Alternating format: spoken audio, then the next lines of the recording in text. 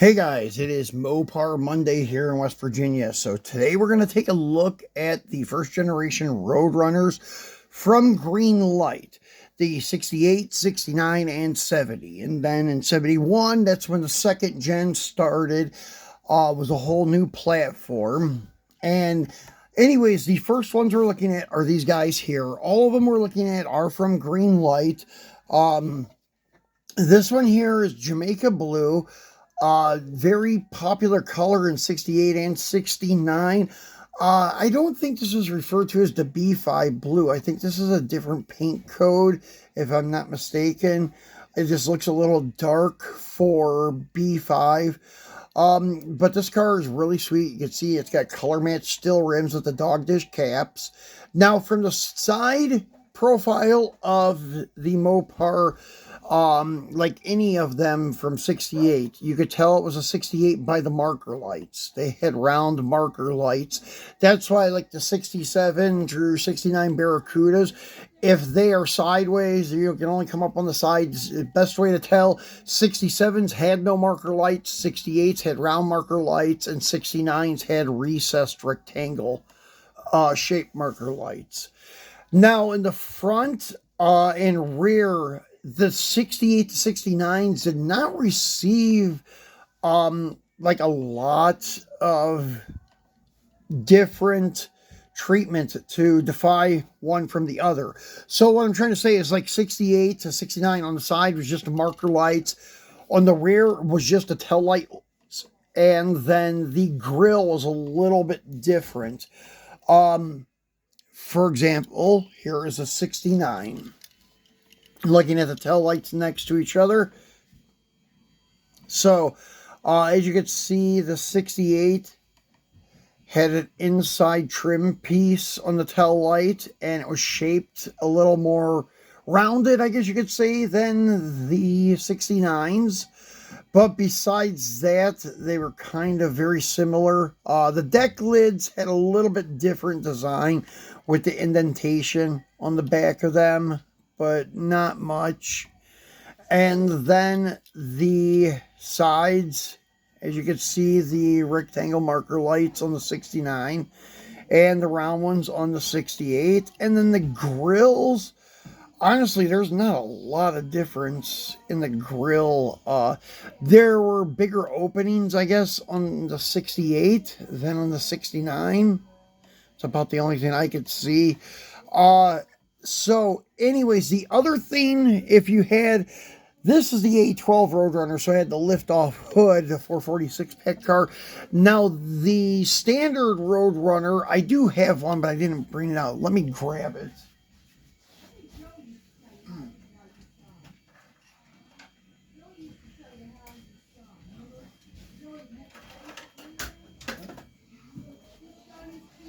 This one's from M2, actually, but I just wanted to show you the hoods. They're very similar between the 68 and 69s, but the trim was different. On 69, they had these two bold black stripes that looked like racing stripes, almost like an SS stripe from a Chevelle or something. And then they also had the whole hood blacked out treatment too. But 68, they had this center stripe like this. It was kind of a, I don't know, odd looking stripe in my opinion. But that would be the differences that you could tell by the trim. If you didn't know any of the others, you could tell by the hood trim or paint options. Now this car here, it's also 68. It is on Magnum 500s. And it is in a yellow. I forget what they call this. I thought it was like sunflower yellow or something like that, but I don't think that's correct. And once again, under the hood of these are very nicely done from Greenlight. As I mentioned before on the Chargers that we looked at last Monday, the engine is very small on the Greenlight B-body Dodges. But on their B-body Plymouths, they did a really nice job. You could see that they looked true to scale. The engine looks correct to be a Hemi. Both of these cars are supposed to have Hemis. So they look pretty wide and big in there. And The Dodges, however, did not get that treatment. I don't know what was the problem with the Dodges. If they made the inner fenders inside too wide compared to the Plymouths. But yeah, the engines look really tiny in the Greenlight Dodges. Besides that, though, I love the Greenlight Chargers, and honestly, we don't have a lot to choose from, so Greenlight is about our only option for the second gen Charger. There are some others like Johnny Lightning, but they're a little bit small. They're nice, but they're too small for 1/64th.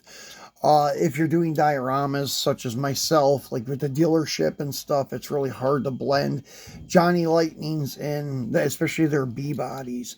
Now here's the 69. These well, I have three of them. All three are the A12 car. These are the only three that Greenlight has released that I know of so far of the A12.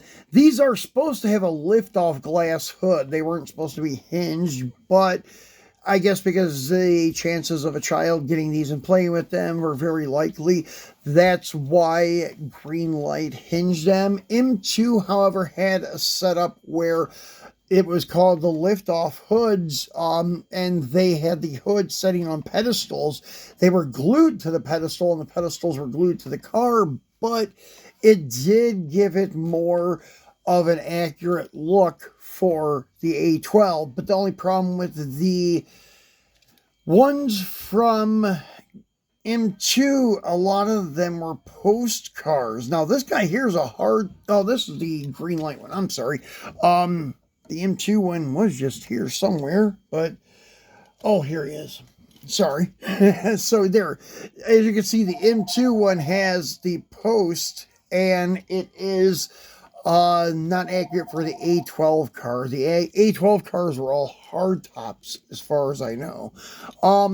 So anyways, this is my favorite one here. This is in the Go Mango Orange, and then Hemi Orange is probably my favorite orange, but the Go Mango is also pretty cool.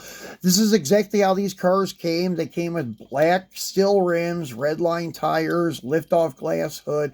They were very basic trim cars with very basic options because they were built mainly for drag racing when they had the 446 packs in them. And then here is the one done up in jet black, and it looks really good. As you can see, the hood kind of contrasts. It's matte black. That's the way that they were delivered to you with like the factory fiberglass gel coat. Very cool looking cars. And for some reason, I don't know why the difference is, but the green one sets a little lower than the orange one and the black one.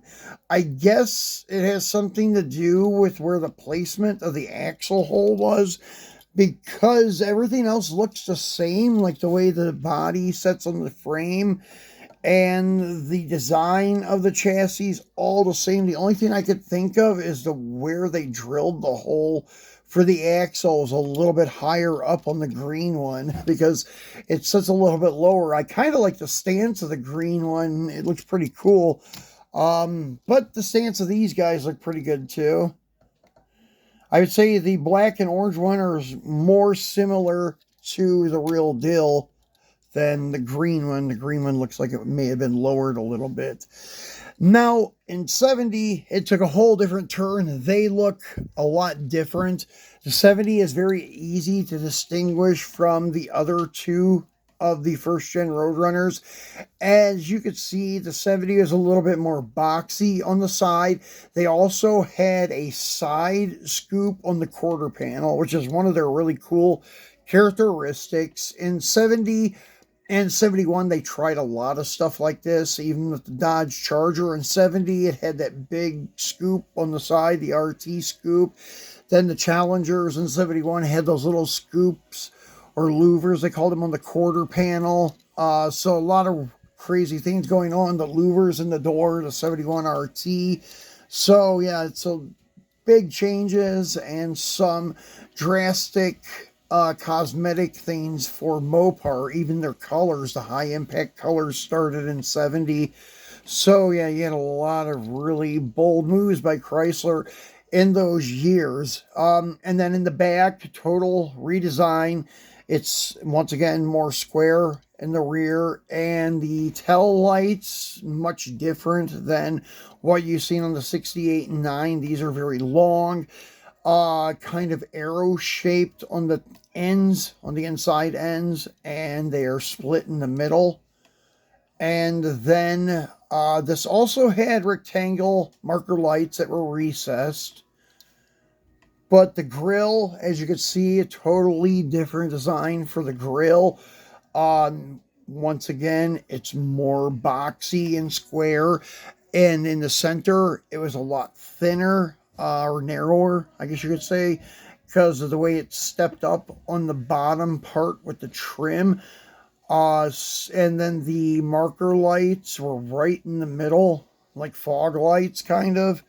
So very different approach. And then the hoods were also different. You could get ones that they called just a bulge hood, like this guy here would have been a bulge hood. I think all of these are designed just like a bulge, but they, I think, wanted you to think that they were like air grabbers with the closed doors. But anyways, yeah, there is a couple. I think the GTXs that I have open air grabbers on them. One day we'll do GTXs. The reason I didn't bring them out with the Roadrunners, they're very similar cars, but the GTX started in 67. So there is one more generation of GTX before the 68. So I just wanted to stick with first gen Roadrunners. But yeah, as you can see, now the black one hides a lot of the details. The orange one is a little bit better to highlight them. As you can see, the scoop a little bit better and such. And the tail light detail, very cool looking car. Trying to see why there's a black stripe back here. Maybe it was just part of the trim so you could see the Plymouth and the bird better. The 446 pack. I guess all these guys were 446 packs. Even this black one. And the blue one.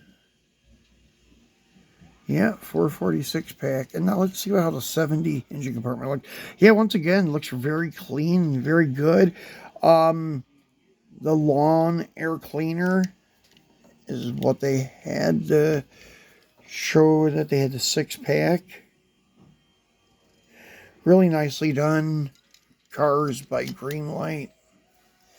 So guys, that's pretty much it for our first gen display of Roadrunners of 68, 69, and 70. We'll be back again, definitely on Friday, to crack open some cars for you.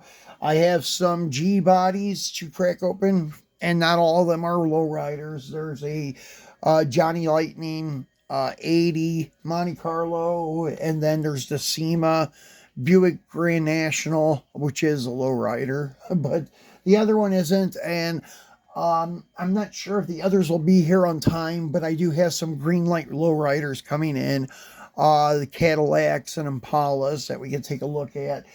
But maybe between now and Friday, we'll do another video. It just depends what pops up in the stores and such things like that. So we'll see what happens. If not, we'll see you again on Friday. We appreciate you watching. If you haven't done so already, please subscribe and leave us a thumbs up. And turn on your notification bell so you will get a notification if we do drop a spontaneous video. Thanks for watching, guys.